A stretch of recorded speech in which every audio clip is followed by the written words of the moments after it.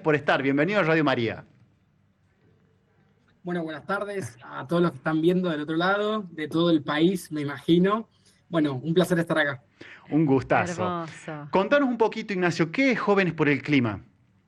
Sí, Jóvenes por el Clima es una organización que surge allá por el 2018, 2019, en los albores de lo que es un movimiento que tiene al ambiente como algo central de la juventud a nivel mundial. A nivel mundial veíamos que hay una masa crítica de jóvenes que entendemos que la crisis ambiental y el cuidado de nuestros recursos naturales, el cuidado de nuestra casa común, era muy importante y de hecho en realidad era muy importante para la juventud, sobre todo porque somos los que estamos sufriendo mayormente esas consecuencias.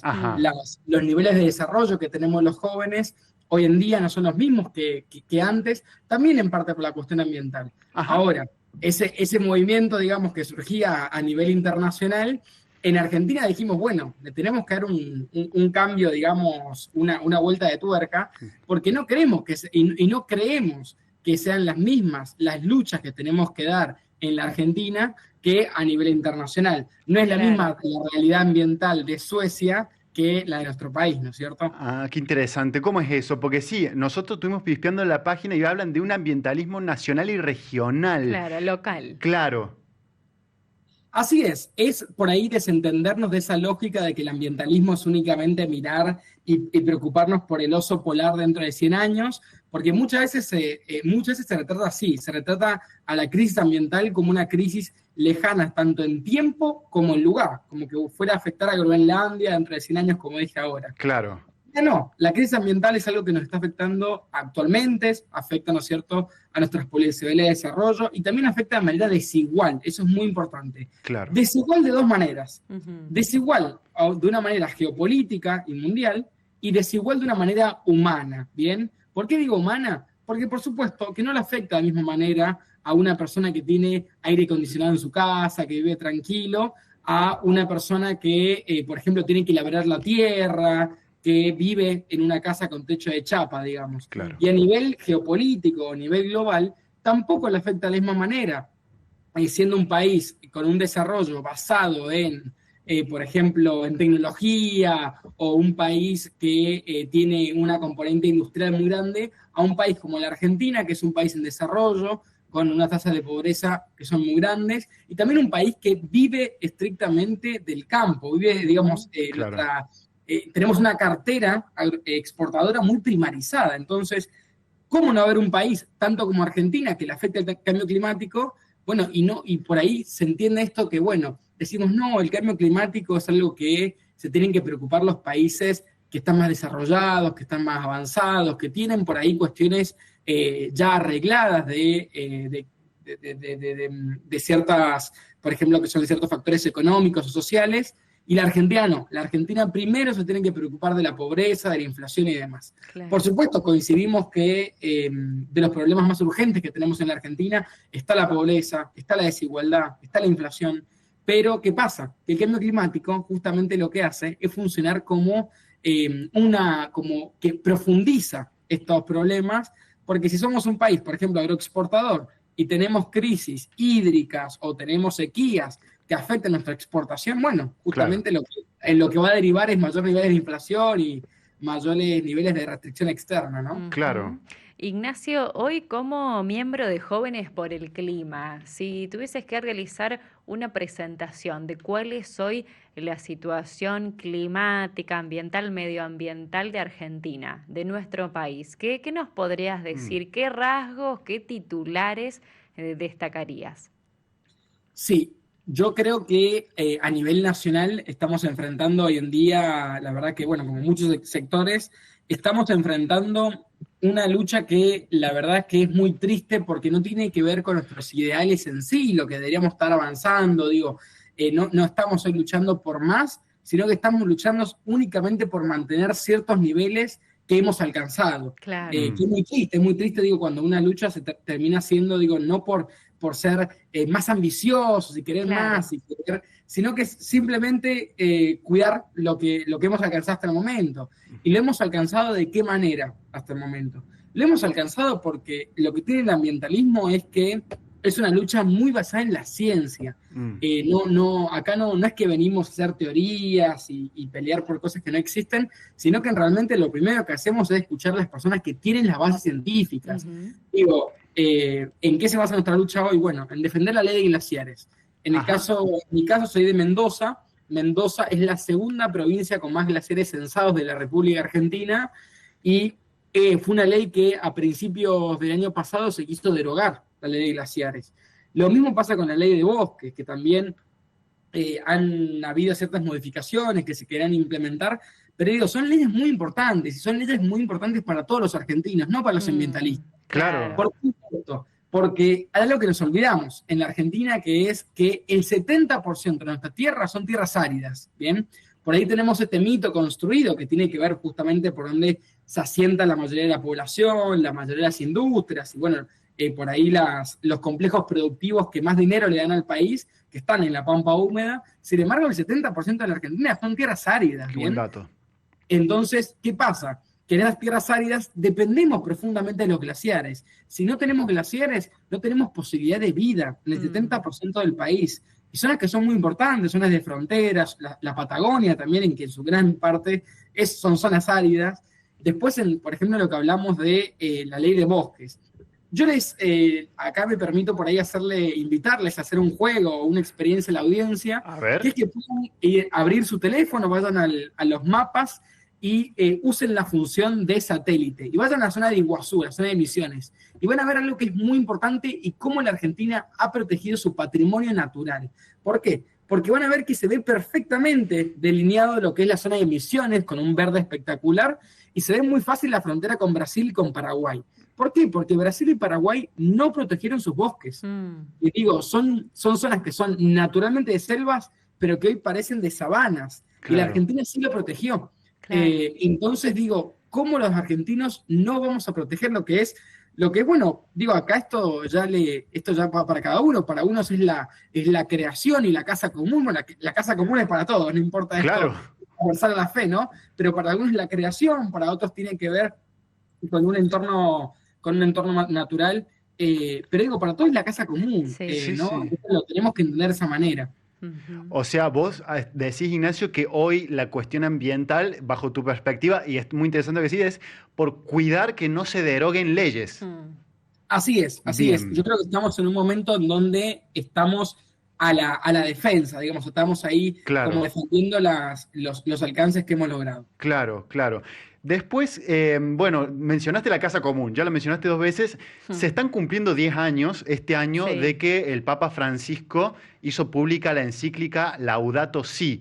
Y es una encíclica donde, bueno, él invita a este compromiso de cuidar la casa común y hace mucho hincapié en que un verdadero ambientalismo es aquel que contempla lo social, las realidades sociales, Claro. ¿no? Como que está integrada la cuestión social con la cuestión ambiental.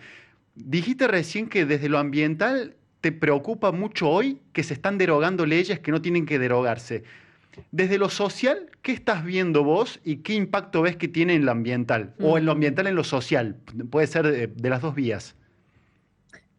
Bien, sí, en esto coincido totalmente. La verdad es que hay una frase que es de un luchador ambiental brasileño, el Chico Méndez, que decía que no hay justicia ambiental si no hay justicia social, digamos. Y también lo que dice Claro. es que un ambientalismo que no contemple la cuestión social es únicamente jardinería. Y acá para Uy, jardinería no qué buena estamos. frase, repetila por Eh, favor. ¿Cómo es? ¿Un ambientalismo? Sí, un ambientalismo que no contemple la cuestión social es únicamente jardinería. Y la verdad es que Claro. dentro de Jóvenes por el Clima lo entendemos así. ¿Cómo puede haber un ambientalismo que no discute las bases de la pobreza, las bases de la desigualdad?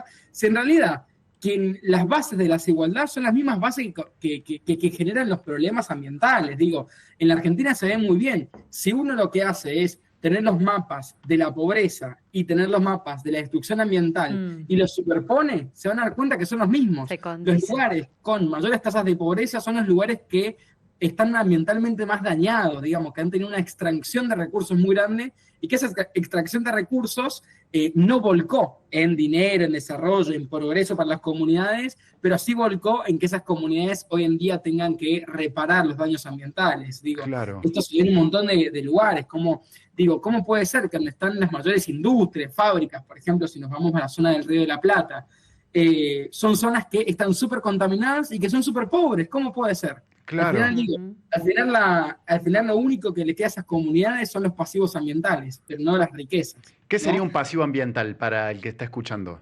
Sí, un pasivo ambiental son aquellas consecuencias negativas que quedan después de digamos, de un proceso económico muy extractivo, digamos. Bien. Por ejemplo, en Mendoza un pasivo ambiental puede ser los lodos que quedan después de la minería, Claro. o por ejemplo un pasivo ambiental ahora que lo hemos visto en los últimos días en la localidad de Sarandí, en Buenos Aires.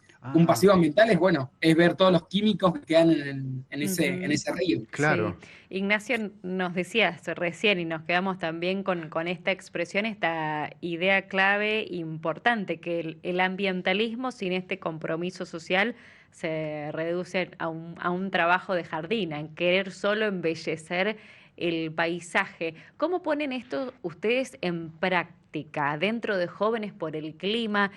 ¿Cuáles son los proyectos? ¿Cómo es el trabajo diario que realizan además en todo el territorio nacional?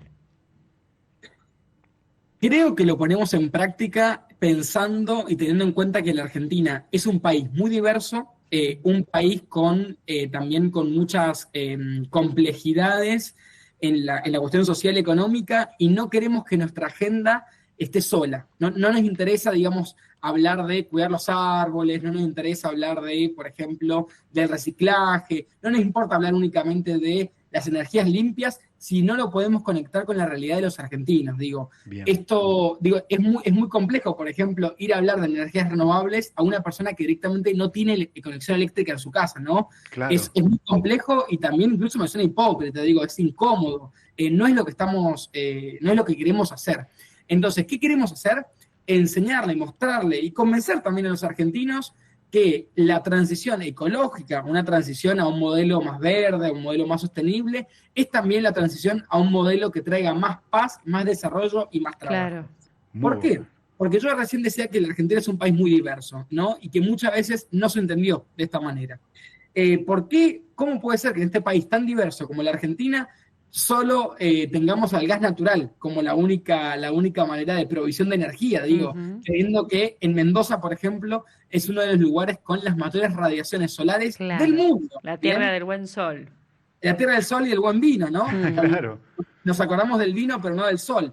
O, por ejemplo, la Patagonia. Digo, si solo se aprovecharan los vientos de la Patagonia, Claro. de 100%, digo, esto es algo más teórico, que es difícil de alcanzar, pero bueno, es bueno notarlo.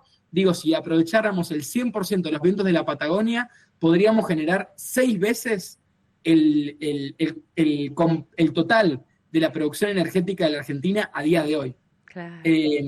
Digo, y esto pasa también con la mareomotriz, en el Gran Mar Argentino.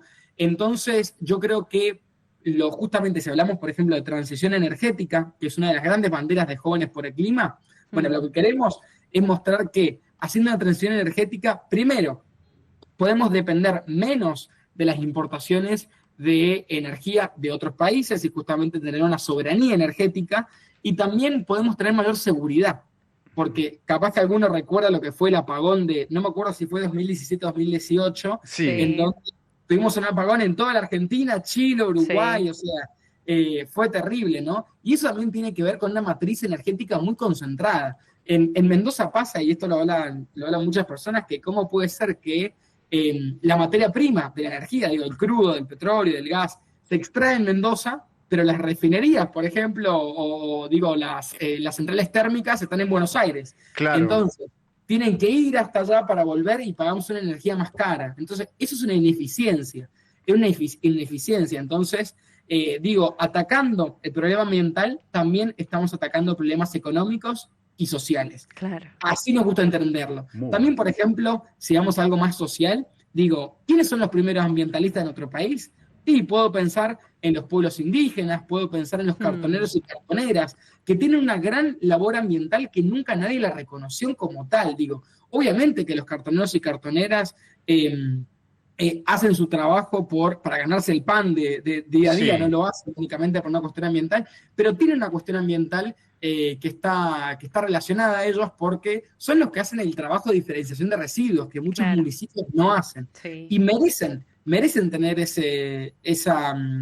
por ahí, ese reconocimiento como trabajadores ambientales también, y que, bueno, se traduzca en mejores condiciones laborales, claro. que se traduzca también en mayor aceptación social, por ejemplo, que cada uno, cuando vea, por ejemplo, un cartonero, una cartonera, un recuperador urbano, pueda acercarle sus residuos, digo, pueda separar el cartón, las latas en su casa y ayudar no solo a nuestro planeta, sino también ayudar a que esa persona pueda tener, bueno, el sueldo del día. De claro, Claro. esa manera nos gusta por ahí promover el ambientalismo desde Jóvenes por el Clima. claro. Muy bueno. Ignacio, te digo que están lloviendo los mensajes, te Sí. los vamos a ir País. Estamos compartiendo el espacio Fratelli de cada jueves. En este estamos en red.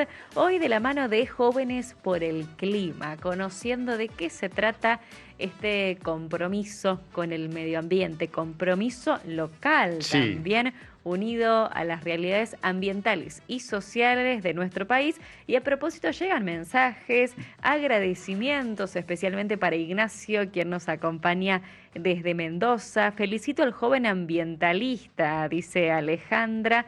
Lo animo a que siga trabajando en esto. Llegan otros tantos agradecimientos y comentarios también en sí. sintonía a lo que nos estuvo compartiendo Ignacio. Por aquí, por ejemplo, Ramón desde Ceres, dice él, todavía no entiendo cómo hay municipios que aún no tienen servicio de diferenciación y reciclaje de residuos. Mm, Algo básico puede sonar a empezar a trabajar en el cuidado del medio ambiente. Clarisa nos cuenta por aquí que suele dividir los residuos en su casa, nos lo entrega, dice, también a los recicladores que conoce del barrio y plantea también otra inquietud, que cuando los deposita en los cestos que se conoce como cestos verdes, dice ella, nunca sé si esto realmente llega a su destino y es reciclado, entonces claro. lo que uno deposita allí como basura. Algunos puntos claves Sí, entonces sí. para empezar a trabajar de manera local en cada pueblo, en cada ciudad. Lo cual nos abre la puerta ese comentario de la última oyente De que leíste, Clarisa, de Clarisa, que ella, digamos, hace la separación de los residuos, pero después dice, yo no sé si ¿qué esto después pasa? sigue. Y ahí es donde viene la pregunta, ¿no habrá una esfera de compromiso tal vez más arriba? En el ámbito político, en Mm, el ámbito de la dirigencia, donde tal vez haya también que meterse.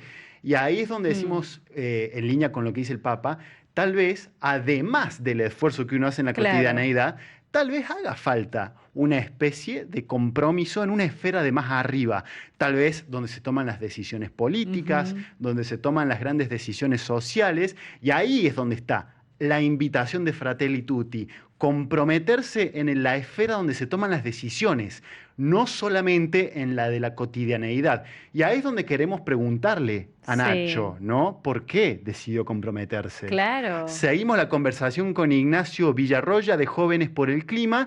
No sé si estabas escuchando un poco los mensajes y lo que veníamos diciendo, Ignacio. Queríamos ya empezar a llevarte para ese lado. ¿Por qué te Mm. comprometiste? ¿Por qué decidiste meterte? Qué pregunta compleja.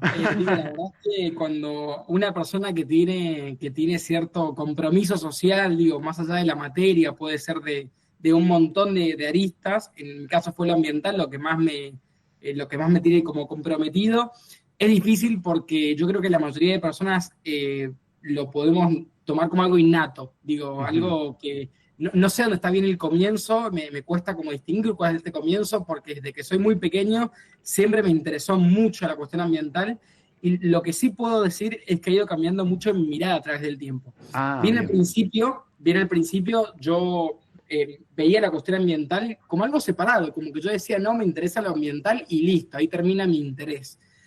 al pasar el tiempo me di cuenta, y también soy una persona que bueno, el Laudato Si es algo que también me ha interpelado un montón. Me di cuenta que la verdad es que no se puede separar lo ambiental de lo social, y como lo dice el Papa Francisco, hay una sola crisis, que es una crisis socioambiental y una crisis que proviene de cómo entendemos en nuestras relaciones humanas, nuestra Claro. relación con la naturaleza, nuestra relación con el prójimo.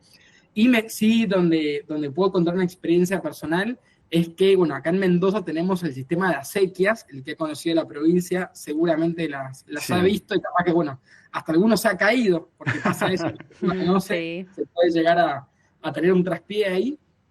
Y lo que notaba cuando era pequeño es que siempre pasaba mucha agua, eso servía para regar cultivos y demás. Con el pasar de los años, la cantidad de agua que pasa por las acequias ha disminuido un montón, es prácticamente nula, y justamente eso fue lo que en mi corta vida, digamos, me ha hecho dar cuenta lo grave de la crisis ambiental, ¿no? Ujú. En 20 años he visto cómo ha sido ese cambio en mi provincia de una sequía tremenda, cómo hay gente que ha perdido sus cosechas y básicamente no solo las cosechas, sino que eventualmente eso lleva a que pierdan sus fincas, Claro. su manera de vivir. Eso lleva también a una concentración de la tierra en pocas manos, porque Claro. el que le puede hacer frente a la crisis hídrica es el que puede hacer frente a grandes inversiones que hay que hacer. Entonces, al final, termina quedando la mano en pocas personas, por ejemplo, grandes bodegueros extranjeros de otros países que tienen todas las tierras, pero de otro lado quedan, bueno, todas las familias que tenían su finca que hoy en día ya no la pueden tener. Claro. Por eso digo que es imposible separar la cuestión ambiental de la cuestión económica o social, cuando algunos piensan que política. sí se puede. Claro. Y política, por Claro. supuesto, porque son las decisiones, ¿no?, que van tomando los gobiernos. Digo, acá siempre cuando me preguntan, bueno, ¿qué puede hacer uno a nivel personal? ¿No? Bueno, hay un montón de cosas que se pueden hacer a nivel personal y que son súper importantes. Acá las acciones individuales yo pienso que son importantes, pero la acción individual más importante de todas es unirse a la lucha colectiva, ¿bien? Claro. Es identificar a otros que también les interese la temática y decir, bueno, ¿qué podemos hacer nosotros como vecinos para hacer frente a esto? ¿Qué podemos hacer nosotros como parroquia, como comunidad, digo, como escuela? Hay un montón de cuestiones que se pueden hacer, pero siempre digo que lo importante es no estar solo, ¿bien? Claro. Es buscar a otros locos como uno, que también interpela la temática, y bueno, unirse a esta lucha colectiva, ¿no? Claro. Claro, claro, y ser sensibles también con lo que nos pasa a nuestro alrededor. Por aquí, por ejemplo, Adriana dice: Ignacio, te escucho con respeto. Aquí en Andalgalá estamos padeciendo el mal uso de la minería. Estamos en peligro inminente de que nos privaticen hasta el agua. Es larguísimo el padecimiento de un pueblo, nos comparte Adriana desde allí. Y en este sentido, entonces, para ampliar el camino, lo que se puede hacer, lo que nos estuviste contando, Ignacio, para quienes estén escuchando, estén interesados quizás en participar en Jóvenes por el Clima, en contarle a sus hijos, en contarle a los nietos cómo pueden hacer, los podemos encontrar en internet, en las redes sociales. ¿Cuál podría ser ese primer paso? Así es, los súper invitamos porque la verdad es que siempre necesitamos nuevos integrantes y aparte queremos ser cada día una organización lo más federal posible, que tengamos representantes desde Jujuy hasta, bueno, hasta el Polo Sur, si se puede, ¿no? Claro. De nuestro país. Pero bueno, los súper invitamos a que nos sigan en redes sociales, @jóvenesporelclima.ar, nos van a encontrar en las redes sociales, en Twitter, Facebook y demás, en nuestra página web, y también les puedo dejar mi contacto a nivel personal, que me pueden escribir. Eso. Y que súper sirve, digo, por ahí me preguntan, bueno, ¿qué puedo hacer con esto? Digo, ¿cómo puedo activar? Estoy en este pueblo. La verdad es que, bueno, desde a nivel personal, los intento guiar un poco como ha sido mi camino. Mi Instagram es @villarroyanacho. Villarroyanacho. Y por lo que necesiten, estoy a disposición. Bien, Villarroya con B corta, doble L, doble R, Y al final. Así es. Repetimos, el Buenísimo. Instagram de Ignacio es Villarroya Nacho, WLRY, Villarroya Sí. Nacho, Sí, es para que vean. complicado. Es complicado, es muy, Hay es que muy buscar un escuchado, pero seudónimo. @Villarroya Nacho. Me encantó, Ignacio, que dijiste desde Jujuy hasta el Polo Sur. Por Claro. ahí pensamos que nuestro país termina en Tierra del Fuego y no, quedan Mm. muchos kilómetros más Queda la para el mitad del sur. país todavía. La Argentina Que llega también hasta hay el que cuidar. Polo Sur, así es. Bueno, para ir cerrando este espacio Fratelli de jueves, la verdad que nos encantó escucharte, Ignacio. Sí. Te queríamos agradecer el tiempo. Esto va a quedar publicado en la web de Radio María. Siempre le hacemos una pregunta final a los entrevistados y es, ¿qué te duele? ¿Cuál es esa dolencia social que te pone en marcha todos los días? Mm.